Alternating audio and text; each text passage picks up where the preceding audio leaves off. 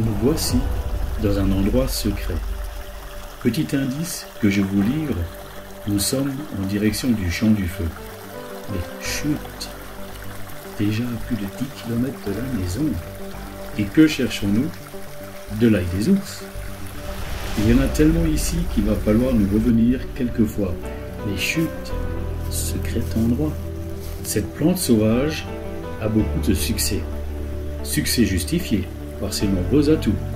Un goût des plus savoureux, facile à intégrer dans toutes les recettes salées et un statut de panacée en termes de santé.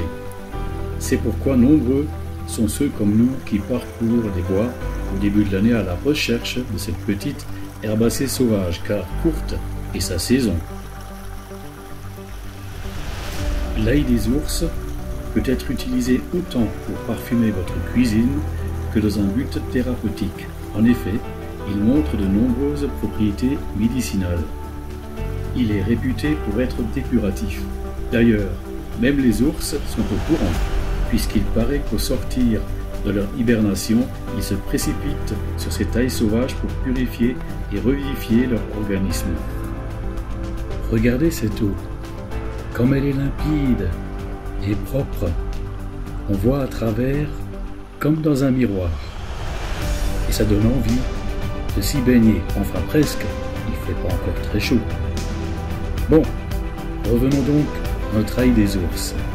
Que disais-je?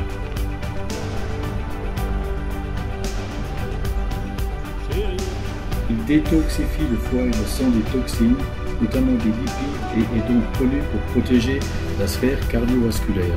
Il permet également de soulager les rhumatismes et de résoudre certains problèmes de peau. L'ail des ours fluidifie le sang et régule la tension artérielle. Il est efficace comme antidouleur dans le cas de rhumatisme. Il est également un efficace antiseptique et antibiotique naturel et serait donc utilisé pour guérir rhume et grippe et pour calmer les pathologies respiratoires. Il permet aussi de traiter diarrhée et ballonnement et il favorise la digestion.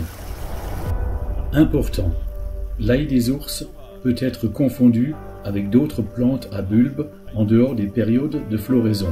Donc, il faut rester vigilant lors de la cueillette.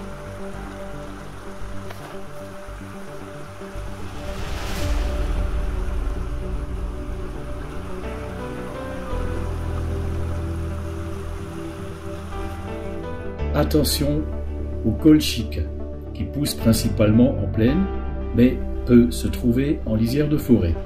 Le muguet, qui montre plusieurs feuilles sur une même tige, et l'arôme maculé peut pousser en plein milieu d'une colonie d'ail des ours, et ces jeunes feuilles peuvent tromper.